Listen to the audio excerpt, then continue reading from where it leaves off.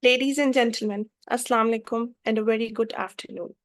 I welcome you all to the webinar focusing on crafting portfolios for foreign scholarships brought to you by the Departmental Facilitation and Support Club, NAMAL. I am Aisha Qayyum Gilani and I have the pleasure of serving you as a host for today's session. Before starting off today's webinar, let's commence with the recitation of the Holy Quran. And for that, I'd request Mr. Usama Hadi to recite a few verses from the Holy Book.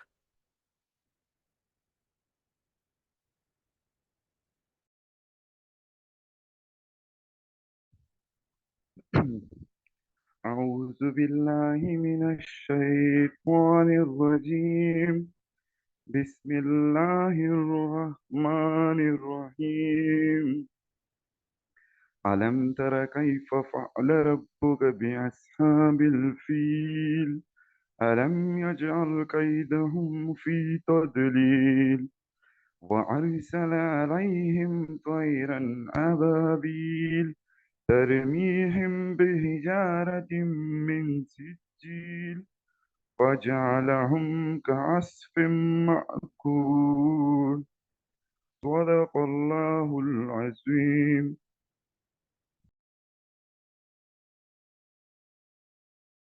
Jazakallah. Now I request all the participants to please mark their attendance in the attendance poll.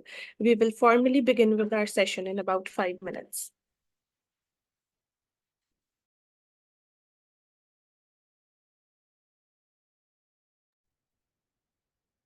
Ladies and gentlemen, today we gather to underscore the paramount importance of crafting portfolios for foreign scholarships, such as UGRAD. These portfolios serve as a great way for the foreign students and also inspire students and scholars to showcase their academic achievements, extracurricular activities, and personal accomplishments. They not only reflect on individuals' capabilities, but also convey their passion, dedication, and potential to excel in an international academic setting. In a world interconnected by knowledge, exchange, and cultural diversity, such portfolios become instrumental by securing opportunities from cross-cultural learning and fostering global understanding, and paving the way for future leaders who can address global challenges with broader perspectives and innovative solutions. This webinar today is specially arranged to give you all a chance to interact with UGRAD Global Exchange alumni of Batch 2023 to 2024. Today, we're fortunate to have three alumni speakers present with us here. McCain Andrew Carlos, student of Multimedia Arts at Arts de Sale College of St. Bernard, Philippines. He was placed in Emporia State University, Kansas as an exchange student. The second speaker, Taskina Komilzota, student of English literature at Russian Tajik Slavonic University. She was placed at Emporia State University, Kansas as an exchange student. And last but not the least, Sabiha Mukarma, the student of BS English 7th semester at Namal, Islamabad. She was placed in the University of Wisconsin Green Bay as the Global UGrad Exchange Student of Fall 2023. She describes her drive in life to be kind and collaborative. I wholeheartedly welcome you all to this webinar. McCain, I request you to please commence with your presentation. Thank you so much for that, Aisha. Hi, everybody. Good afternoon. Actually, it's 6:52 p.m. in the Philippines, so good evening on my end. Again, just a quick introduction of myself. I am McCain Carlos. You can call me McCain. I am a student of multimedia arts at the LaSalle College of St. Benilde here in the Philippines. And as mentioned, I was placed in Emporia State University in Kansas, to be specific, as an exchange student. Yeah, out of just a quick background, out of the 600 applicants in the Philippines, there were only 9 who was selected to be part of the exchange program in our batch. Most successful applicants are actually from the science and mathematics area, and Fortunately, I was the only one who came from the arts industry. So yeah, as mentioned, I am a program holder of multimedia arts. All of the other eight scholars who were from the Philippines were more on the science and mathematics area of studies. So I think a huge part of my acceptance in the Global UGrad scholarship was really because of my portfolio. So I'm really excited to share to you some tips and tricks as well into building your own portfolio so that you can apply really well into these kind of scholarships. So next slide, please. There. So first of all, what is a portfolio? As you can see, it is a compilation of documents, awards, and achievements that showcase your abilities. So, a portfolio is actually a compilation of your experiences. It shows the panelist or like the judging team from whatever scholarship you're applying for, what you can bring to the table. So in there you have to really build your credibility and show to them that you are worthy of that scholarship because of your experience. And as you can also read in here, by building a strong portfolio, you prepare yourself as a strong candidate for any foreign scholarship. So a portfolio is your profile, and so it has to be strong. It has to stand out among the rest of the applicants for you to have a successful application. So next slide, please. So here are the key components of compiling an application, of a compelling application rather. Next slide, please. There. First of all, academic achievements. You have to include your transcripts, your awards, your honors, and any relevant academic projects or research on your academic achievements. Um, what I can give advice here is that it has to be quality over quantity. I know it may be opposite from the image that you may be looking at. I do have a number of medals in this photo, but I didn't really include all of those achievements on my portfolio. The trick is to just select the top achievements that you have, a number of highlights of achievements that you have, and you have to build onto that. You have to explain those key achievements that you have and how it helped you as an individual, as a student, and what kind of character that those achievements has built on you. So it's not just about, listing that you've been top of your class, you've been awarded the best this, best that. It's also about explaining what those achievements are, how it helped you, how it built you as a person. So you really have to explain the results, the outcomes, and also the products of your achievements, and not just merely listing them down. You have to explain how it helped you become a better person, how this project contributed to a certain group of people. So yeah, it's all about your impact and not just the label itself. So first, academic achievements, and then next would be, next slide please. There. Next is your extracurricular involvement. You have to showcase your leadership roles, your volunteer work, and also your participation in clubs or organizations that really demonstrated your well rounded interests and skills. So, extracurricular involvement, this contains all your roles outside of school, actually, even in your university, if you have joined organizations or any volunteer work, so anything that doesn't involve academic involvements, this falls under the extracurricular involvement. This should showcase the experiences that allowed you to serve a community, whether that be a community under your school, a community under your society, or in your small family. Anything that really built your character and also explains your purpose and mission. of course, in especially in the global grad scholarship, they're not only looking for the smartest or like the top of the class participants, but they're also looking for people who really have contributed to their communities, those who have helped other people as well. So you really have to be clear about your purpose and your mission. Is it really to give back to your community, or is it just for self improvement? I think for personally for my journey, I think it evolved throughout time. Initially, it was really about self improvement and self growth, but through time, through my volunteer works, I've discovered my purpose and my mission, and I use that as well to also build my portfolio and to explain what my advocacy is. Yeah, it is really important that you have to be clear on your purpose, your mission, your advocacy, so you can better explain yourself to those who will be reviewing your portfolio. Yeah, so you have to be clear on that as well. Yeah. So first, academic achievements. Second is your extracurricular involvement, and third would be next slide, please.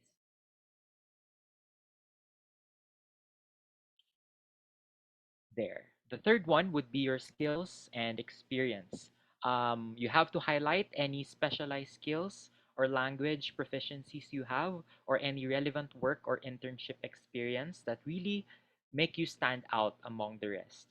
For me, I am actually also hosting different events on my university, so I included that on my portfolio, because that's also one way on how I can contribute to my community by hosting and also creating events.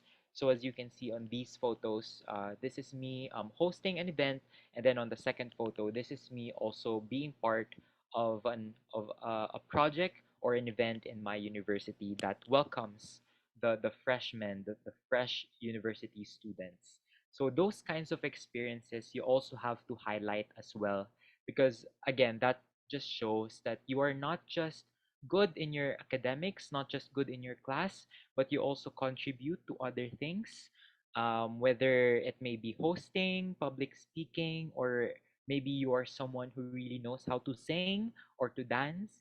Those things are also important. In the beginning, maybe you're doubting whether to add that or not, but I assure you that really contributes to your portfolio, your talents, and how you how you contribute to your community with those talents and skills. So yeah, it's all about selling yourself, selling what you can bring to the table, because everybody could, I mean, a lot of participants could tell that they're really good in class.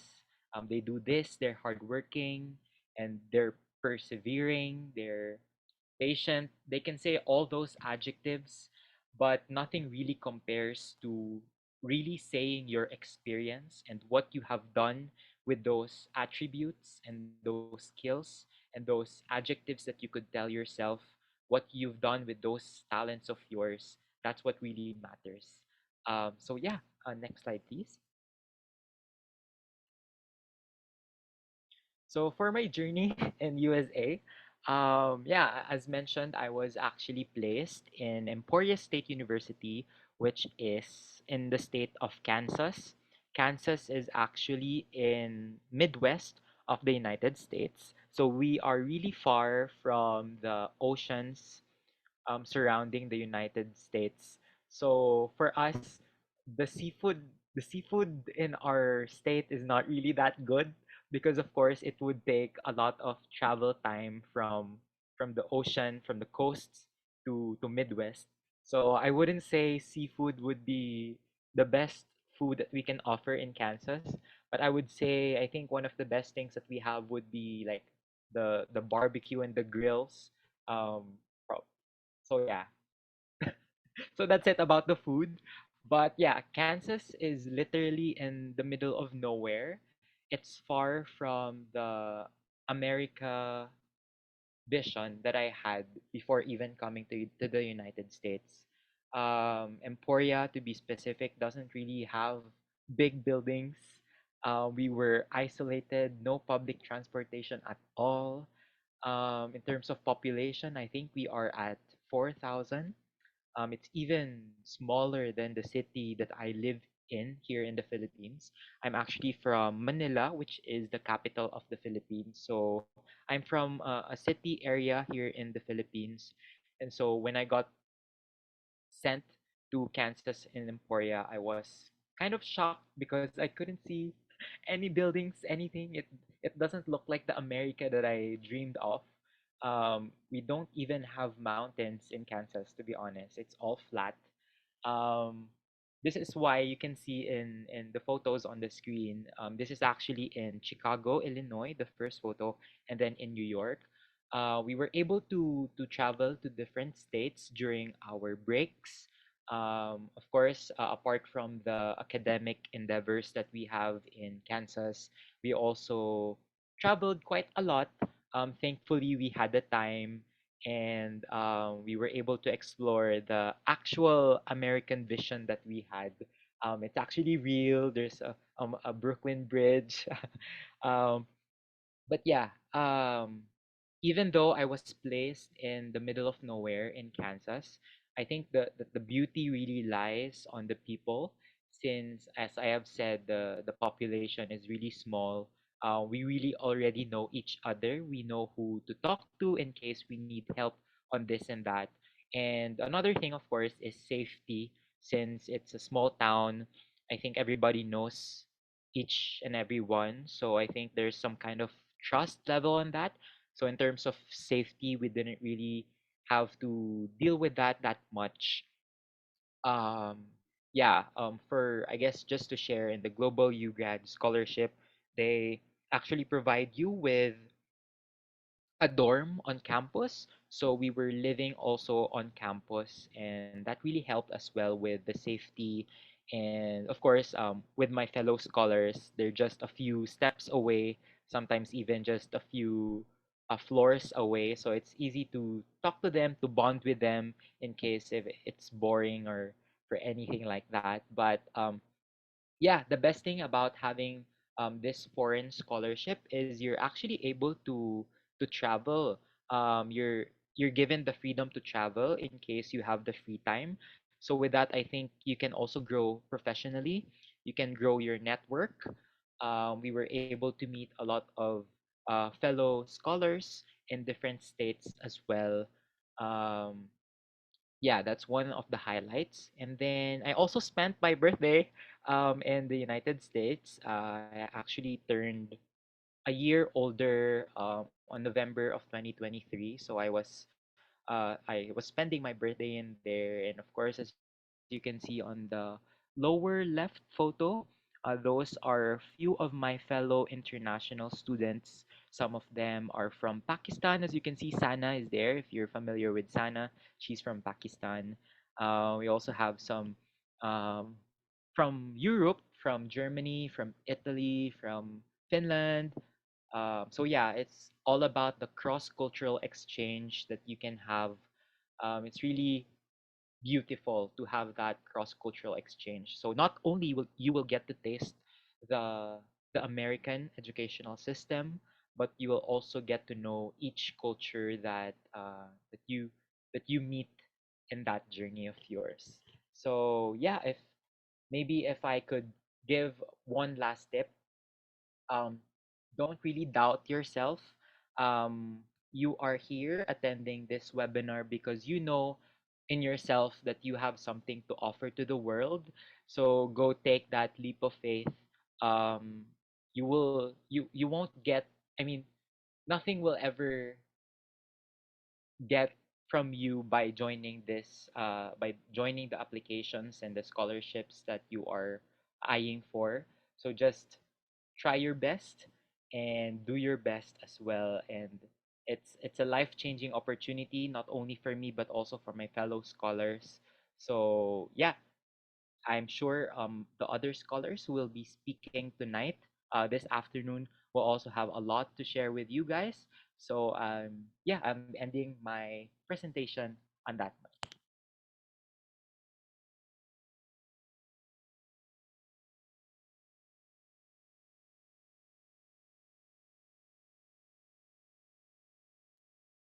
So thank you so much, McCain, for such an insightful, talk. And now the second speaker that we have in house is Taskina. Taskina, you may start your presentation. Okay, I hope you can hear me well. Yes. Cool. Assalamu alaikum, everyone. That is nice to see you all today. And I wanted to introduce myself first. So I am Taskina Komilzada from Tajikistan, and I am an art activist, project manager, and just a student at Russian Tajik Slavonic University. Also, I am a global UGRAD alumna, and I use my portfolio for many foreign programs, including UGRAD program, SUSI program, JCAPA scholarship, where my portfolio worked well for me to become a finalist of those programs. So, as McCain already mentioned, useful information about awards, academic achievements, skills, and experiences, I'm gonna talk about tailoring your portfolio for the scholarship, additional information like motivation letter, recommendation letter, and some of my own experience. So just let's get started. Can we go to the next slide, please? Thank you. Tailoring your portfolio to the scholarship. Research the scholarship. Carefully review the scholarship requirements and selection criteria to ensure your portfolio aligns with the organization's priorities and values. So, usually, the first ever mistake that candidate can do is to create one portfolio and use it for each and every scholarship that could ever exist. So first thing you have to do here is to go to the website and just to make your research. What is the main criteria of the scholarship or the program? Are you okay with them? Or if you don't know how to search it, how to find it, just go and find someone that is like alumni or just knows about that program. That person could actually help you with that. Understanding your audience. Before diving into the crafting your student portfolio, comprehending your audience and admission committee is critical. Like understanding their ideal candidate profile, desired qualities, skills, and experiences is a key. And aligning your portfolio with the expectation demonstrates your genuine interest and dedication. For example, you are applying for the program where their target candidate should be a social leader. On this case, you have to add the information that is relevant, like volunteering work, leader projects, or some activism stuff that you did. So I did in my global UGRAD application. Or when the program focuses on like academic achievements like JCAFA scholarship, you have to add a relevant information. Or another example like SUSI program, I'm sure you guys you know about this program. It's like 1 month exchange program for women leaders. So their criteria were to be a social leader, to provocating women leadership and equality. And so what I did in that case, I mentioned that, uh, mentioned about my running club for the girls, about leadership, equality, and human rights, which were relevant to the program and their criteria. That kind of information is relevant and it is so important. Um, and if you have those ones, please try to highlight them. So the next slide, please. Empathize relevant strengths. Highlight aspects of your background and experience that are most relevant to the scholarship goals and focus areas. What else is important for the student? Let's think about it. It is important to have a high academic achievements because first of all, you are a student and your actual work is to study. So here, your academic accomplishments form a backbone of your student portfolio, including transcripts, some tests, certificates demonstrating your academic prowess is like vital. And highlight honors, as already McCain told us, awards, scholarship received, and that could actually show your capabilities and commitment to studies. One more example, JCOFA scholarship, it's actually a scholarship that could be given to a student, leader, and activist that is studying in their home country. So for them, it is critical to have a high score of GPA and academic achievements, and then non-academic achievements. First, what I did, I sent them my CV, a list of honors, achievements, TOEFL test, and transcript showing my GPA. But also I have added to my portfolio the evidence like certificates of some Olympiads that I achieved honor places, debate tournaments, other competition and conferences, and certificates which were showing my passion for studying and my high ambitions, which were, of course, relevant to the scholarship's goals and objectives. So one more time, whenever you try to highlight something, make sure that it is aligning with the program criteria. Yeah, can we go to the next slide, please?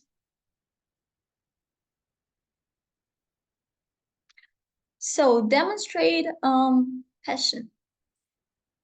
Of course, like after good research, it won't be hard to understand the scholarship goals and objectives. So here is your goal to actually align it. When you already showed in your portfolio about your past experience, you're good, that you're a good candidate, and your background is actually relevant to the scholarship. Try to look to the future here. Usually, those kind of scholarship, they ask you, what is your plan after graduating this program? They usually include this question in a motivation letter or other questions. So here is your chance to show your passion and desire to contribute to that project objectives.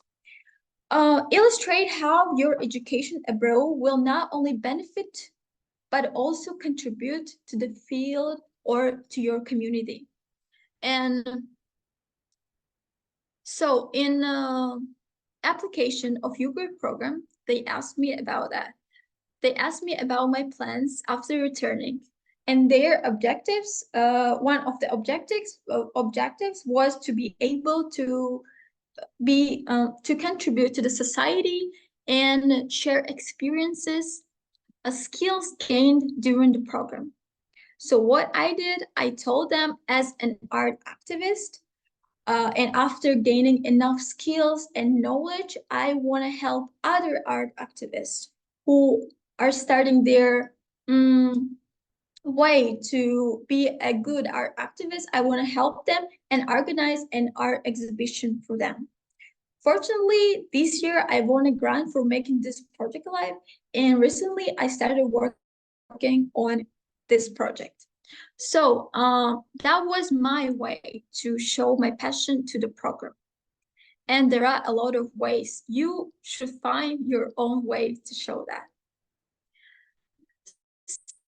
So the next slide, please.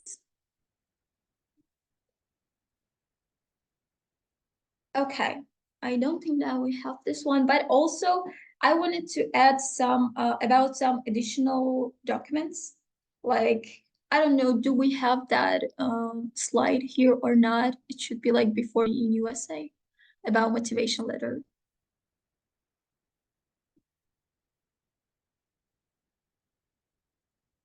Aisha, do we have it? No? Like before that? No, Taskina, we don't have that slide Okay. with us. I'm just gonna add, tell about this. So additional documents, motivation letter. For foreign scholarship is a document actually outlining your reasons for applying. Writing a motivation letter It is so important for your application. Here is your chance, first of all, to show what kind of person you are, what are your goals, and most importantly, why you're applying for this program and why you want to become a finalist. About the reasons for applying, you can also find in a program description. Usually it's listed in a program objectives, but of course, after writing something that program is required, you have to be honest with yourself and ask yourself why you are applying for this project, for this scholarship or program. And the other thing, try to bring more personal stories. Make a good connection from a story you want after. Try to make a connection from the story that you're telling and why you want to become a finalist. And after, make a connection why you would be a perfect candidate for this particular program. Always make sure that there is a logic and connection between your thoughts. The other thing I wanted to share is statement of purpose. A statement of purpose is a foreign scholarship. Uh, um, so it's like a statement of purpose for foreign scholarship is a concise essay outlining your academic and professional goals, past experiences, reasons for pursuing higher education abroad. So here also try to be more specific. Try to write about your goals, achievements, which are aligning with the program, and specifically how program could help you with achieving something you desire to achieve. But try not to lie here and stay truthful. Be genuine and sincere when you're writing something. So the other thing I wanted also to share, it's about recommendation letter. So securing a recommendation letter, it's like a letters of recommendation offer an external perspective on your character. Choose the individual who can attest your academic and personal qualities. Usually, programs like JCalfa scholarship ask two recommendations from two professors of your university. But those kind of scholarships as UGrad and SUSI, they ask one recommendation letter from your university professor and the other one from organization that you worked or volunteered in, someone that knows you and can tell about you, like something. Okay, so here, of course, I wanted to add about my journey in USA. Uh, Actually, like that was amazing, my journey in USA. Um, New experiences, like travels, new friends, new challenges. Especially, yeah, I wanted to highlight the challenges during the preparation to program till the end of the program. The whole process actually asks you a lot of hard work and flexibility from the application stage till the stage of returning back home and like after. But what also I wanted to add, yeah, that was amazing, that was great. And about Emporia, before like uh going there, I was informed that I'm going to Emporia, Kansas. I didn't know anything about Emporia in Kansas. I was just literally crying about that. I remember that I have researched a lot about Emporia and I got so much information. Oh my God, that was a good information and not that good about like shooting, tornado, and everything. I remember I texted McCain that time that I want to change my placement. And it was like, yeah, let's ask them if they can. But why I am telling you this is that I wasn't actually expecting anything from that place, from Emporia, from Kansas, but it turned out to be a best place for me personally. I'm that kind of person that I don't like too much noise and I don't like big cities. And Emporia was just, perfect for me. And if you would ask me if I want to change anything about this journey, I would say like no, like nothing. I am actually fine with everything that happened there. So I think I'm gonna end up here. And if you guys have any questions or I don't know anything you want to share, you want to ask, please let me know. Thanks for your attention. Yeah, that's it.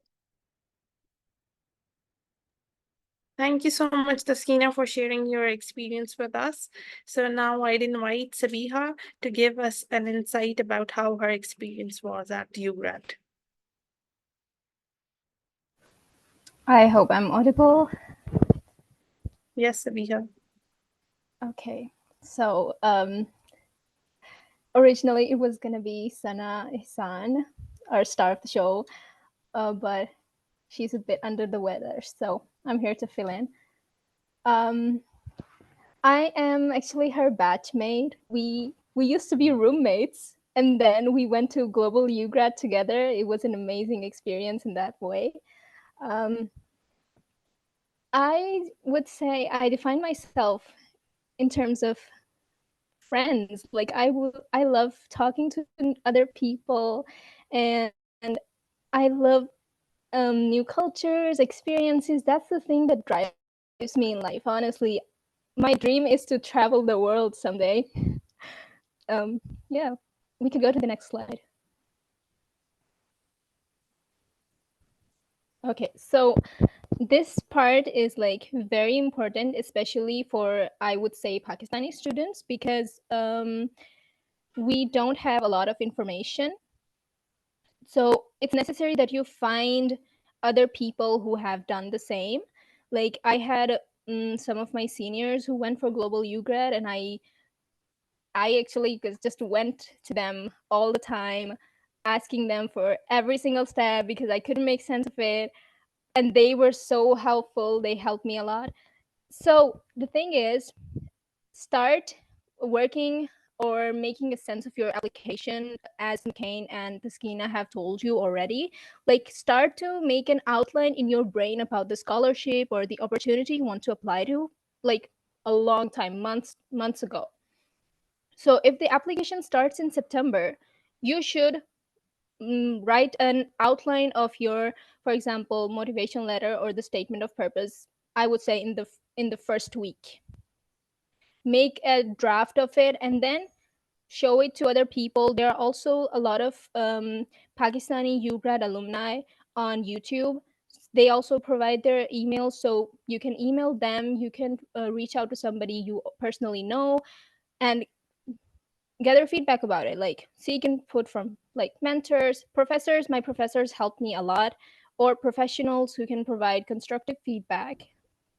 Yes, basically just seek out to people. Don't be afraid to seek out different people who can help you, because we are not perfect, and just struggle and working for it helps a lot. So after creating an outline, try to work on it again and again, refine and revise your application, use the feedback, make changes. For example, when I wrote my SOP, it was more than 250 words. But then I like shorten it, and finally it was the perfect amount of words. And it works for every single application. I think it's not just about Global UGrad program, it's for every scholarship, every opportunity.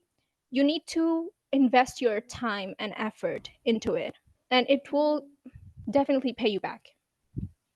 Used to love her Instagram photos and stories, everything. Um, in terms of Wisconsin, I was actually pretty happy with my placement because it was everything I like. Wisconsin is filled with natural things. It's like near Lake Michigan. It's near the Canadian border. If you look at the US map, it's like on the upper side of it. Um, so there was water, there was a lot of like trails, and my university was also, it's like huge, about 700 acres, and there's also bicycle trails. You can just walk around in nature. It's so beautiful. So I was pretty happy with my placement, and most of the memories that I like treasure are from my campus itself, just going out in different sort of programs, different activities that the student engagement center it used to conduct. Just we all of us friends, we used to make plans and just like, oh, are you going there? And everybody would be like, yeah, I'm going there. We had a group chat and we would go at the time of it. So I would say just it also helped in a way. Like, one tip I would want to give to everybody is keep an open mind when you're trying to meet new people, because everybody has different experiences and everybody has different ideas, but then you find out that you are all humans in the end. You all like connect on a human level, regardless of your gender, religion, or like your culture. In the end, you all connect together, and it's just so beautiful. uh, yes, just be kind, be flexible, be open, and work hard because it pays. Yes. Okay. And I believe we're gonna have a question and answer session after this. Okay. So these scholarships are for the Pakistani students that you guys can apply to. Global UGrad exchange program is a semester-long exchange program, whereas SUSI and Sister to Sister, they're like short-term, and SUSI also focuses more on the, I would say, like public policy. So if you guys want to be included in that, you can apply for SUSI. But if UGrad exchange program provides a lot of majors. Funny thing is, my major here, like at Nummal, is English, literature and linguistics, but I applied for political science and government through Global UGrad program, and it was awesome. So don't be afraid. You don't have to think that, oh, maybe I won't fit in, or maybe my application won't be good enough, if or maybe if I'm taking a risk, it won't it would be like bad. Just give it your best because it's going to pay you. Sister to Sister is also a lot of students. Some of the fellows of mine have also went to Sister to Sister. I don't know a lot about it, but it's also like a short-term program. But I believe Taskina gave you information on it. Also, just like in terms of scholarships, you guys can just give it a Google search. Just search like international student scholarship in this country, and start from general information and then go to specific. You guys have all the information on internet. Just you need to just dig in. Okay.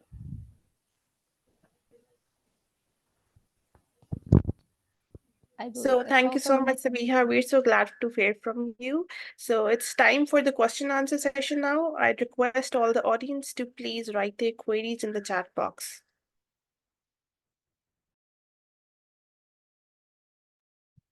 Or someone, if someone wants to speak, they can unmute themselves and raise your hands, and then they can also ask question.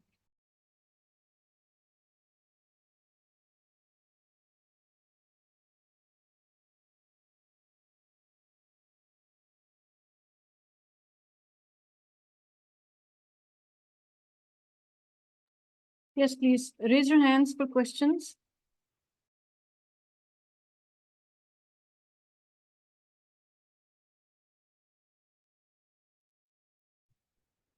Good afternoon, everyone. Am I audible? Yes. Okay, so first of all, thank you so much, coach, and all the presenters. It was wonderful and it was very much enlightening. So my question will be from the candidate scheme, because both of them, the scheme, because both of them they kind of touch on this area of the scholarship, and that is related to we're supposed to be very specific towards our goals. Abbas, your voice is very low. Can you please speak a little louder? Yeah. Okay, ma'am. I think it's related to. Just give me a second, please.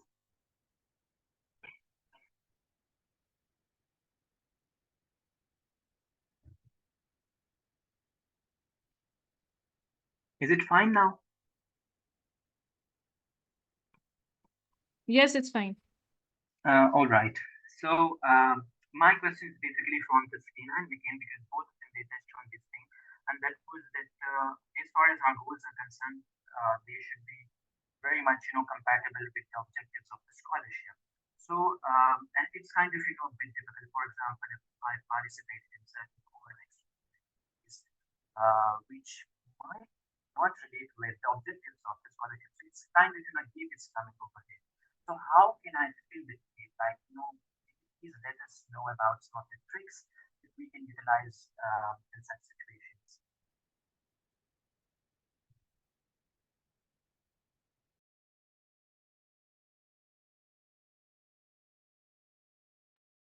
Yes, Taskina, this question was for you. Yeah, can I ask you to write your question, please? Because I'm not sure I understood the whole thing. Yeah, Thank your you. the voice was very low. Abbas, please write it in the chat box. All right, ma'am.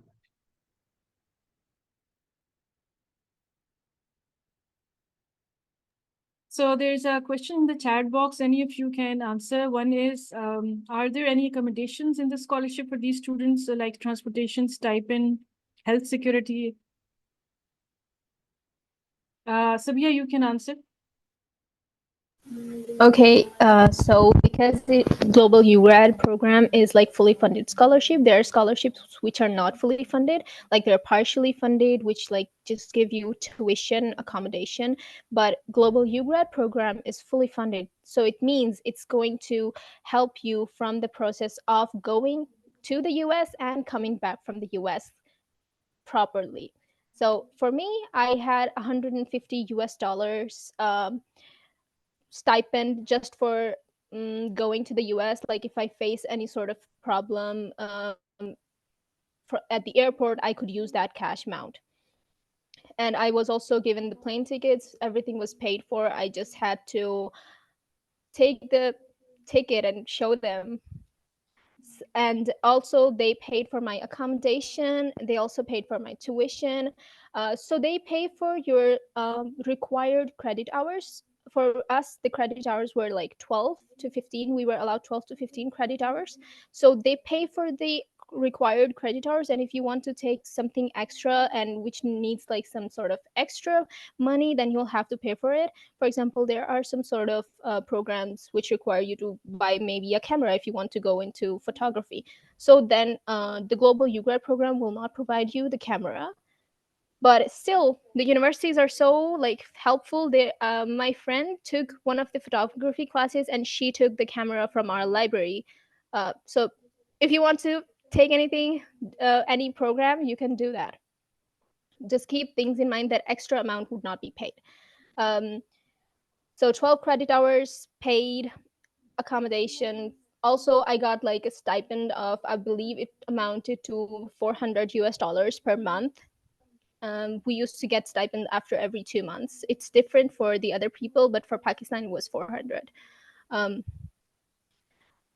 So yeah, everything is paid for. You also get the stipend, food is paid for, but the food is like university campus. We used to have a dining pass for the dining area at university.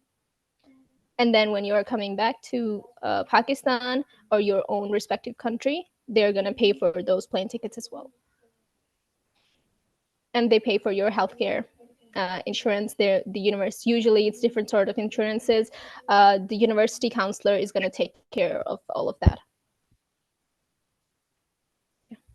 Thank If you so guys much, have any Nurhan. other information, yeah. There's McCain or also another question from Taskina that she should guide about the GPA requirements. What is the GPA that is required for UGrad and other international scholarships?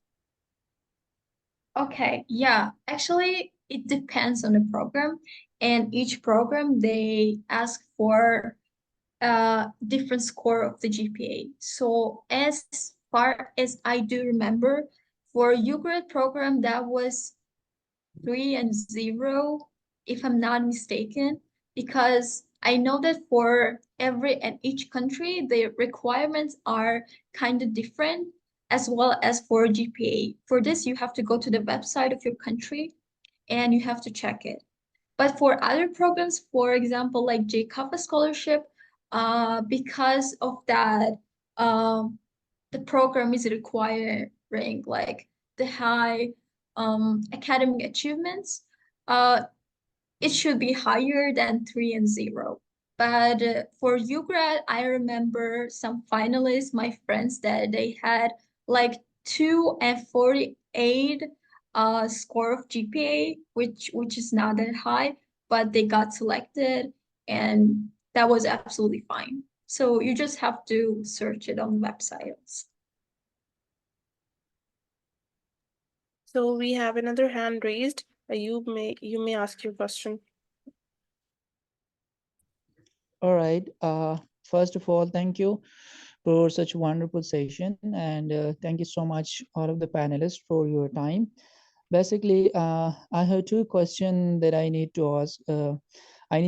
And I'm a bit interested to get my answers.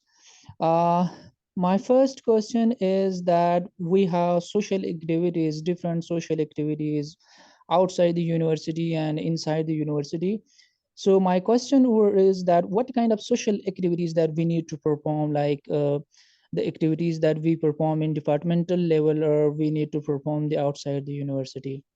And the second question is that usually recently I applied for an internship program that was in US, and later on I came to know that I was not selected on the basis of the language that I used were there. So my question from the panelist is that what kind of language we need to use in our portfolio? Like it should be a kind of language that we use in our daily life, or it should be a little bit professional language? Thank you. Hello. McCain, Yeah, I think I can answer the second question first. In terms of your tone of voice or your language on your portfolio, I think they wouldn't really have any requirement regarding that, because on my case, I think I used a professional tone, but at the same time, I also wrote things on a personal level, a more um, on a more of my tone and not strictly professional. So I think if you can also do the same thing, you could also use the professional tone as your base, but also you have to show your personality, your character through your portfolio. That would be best.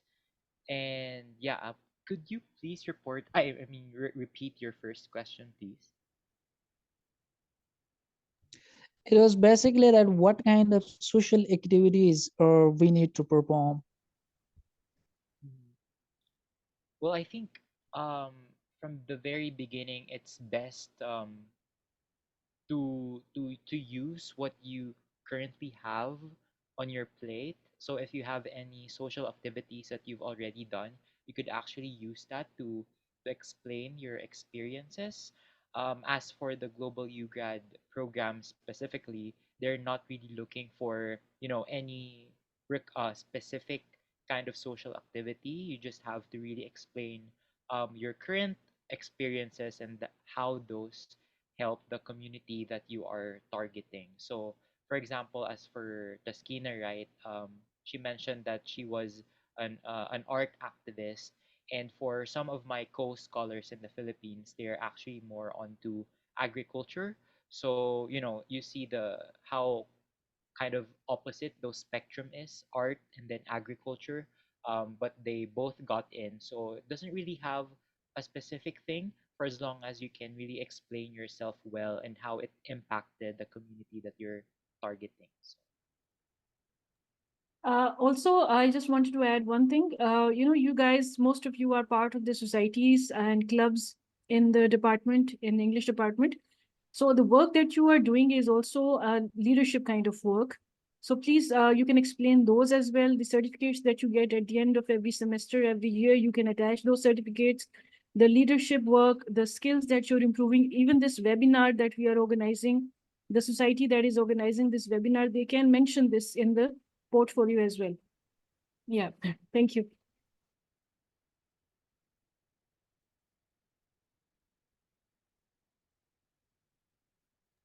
There are a few questions in the chat box. Aisha, can you read? So we have a question from Syed Abbas Kareem that how can we minimize the gap between the compatibility of our academic and co-curricular activities and objectives of the scholarships? For instances, sometimes the achievements are a lot, but not relevant to the scholarship requirement. So can you please give us some tips about how we'd help to cover this kind of shortcoming during the application procedure? Yeah, this was from Taskina. This question is asked from Taskina. Okay. Yeah, about some academic achievements that are not that relevant to the scholarship or program you're applying. Um, I cannot believe that all of your achievements could not be in a spectrum of the scholarship that you're applying. For example, UGrad, as already McCain told us, there are a lot of a lot that kind of achievements that could be accepted. It doesn't really matter what kind of achievement it is. It really matters how you can explain it, why you really need it, and how you will contribute to the future, to the society. One more time, you have to make a connection if you're applying for the UGR program.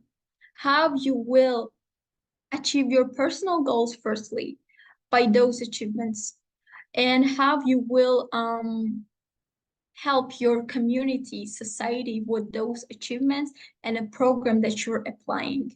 It does really matter. I hope I answered your question.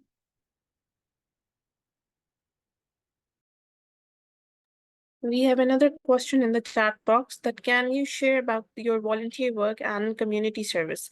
Is it required? You're asking me, right? Yes, Taskina. Okay. I started actually like volunteering work and community service at the age of like 16 and 15. And that wasn't a really hard thing to mention because I had a lot of experience in that area. And I started volunteering at the local American space where I teach English language and art. So I mentioned that. And of course, by mentioning your volunteering work, you have to make a connection to the program objectives. And the other thing that I could mention about community service, as a part of one organization, we helped children from orphanage to we provided them some trainings on ecology, on some leadership, and some human rights topics. So I mentioned that too, as far as I remember.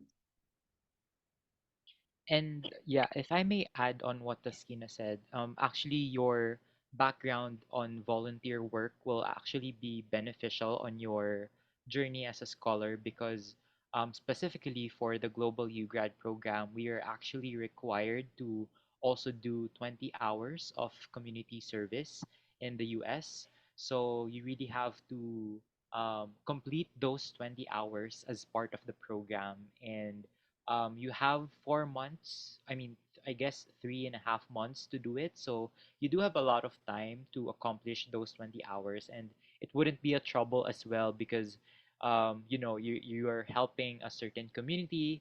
For example, we have volunteer works in our universities that allows us to actually help in the food pantry.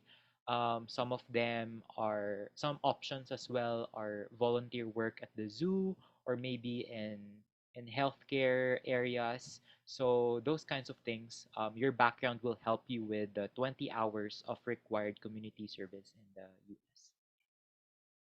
Yeah, I wanted also to add about the question. I'm so sorry. I just read that question. It's asking, is it required, volunteering work and community service? Definitely, yes, it is required. Thank you. Okay, so I wanted to add something about the volunteer and these kind of experiences. Um, if you are in an area, for example, if you go home during the summer and your hometown doesn't have a lot of organizations which like engage volunteers, you can reach out to local schools or other sort of government even facilities. I went to a women's shelter and I asked them that I want to do like a volunteer internship with you guys, so provide me the opportunity. So you guys can just like go to the place, go to schools, ask them that I'm gonna volunteer, I want to do this internship, so could you guys help me out on that? That's also another way of gaining experience if there are not proper organizations available.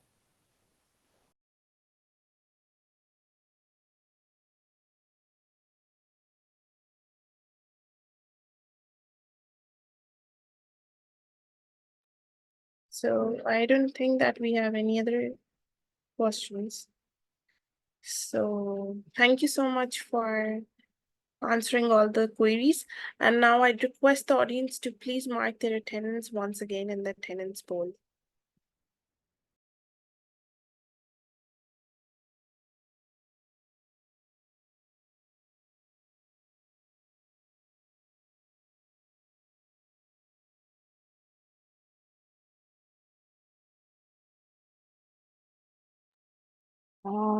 Yes, can you see the attendance?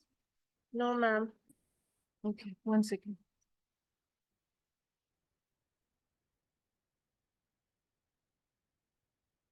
It's Yeah. visible now. Okay, thank you.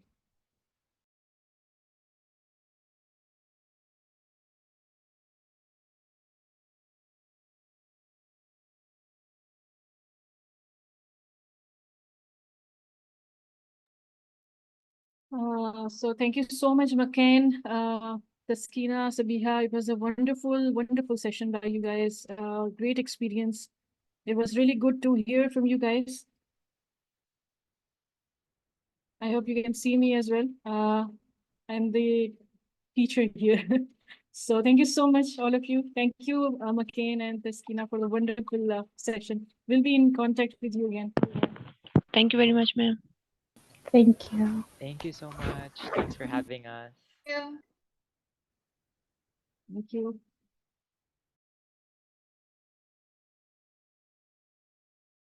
Ma'am, are we done with the attendance? Yeah, 3 people are left. 3. Hurry up, guys. Please Okay. mark your attendance. Ma'am, in the attendance, we have just mentioned her name. Yes, that's fine. Thank you, ma'am. Welcome.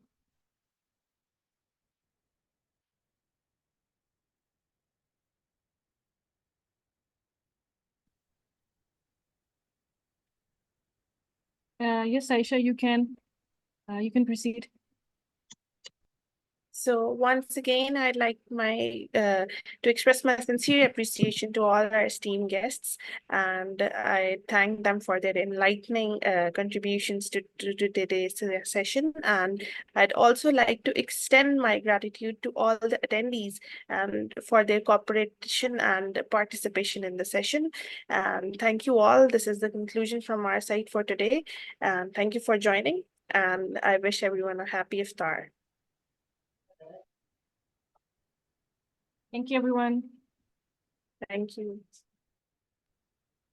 Thank you, ma'am.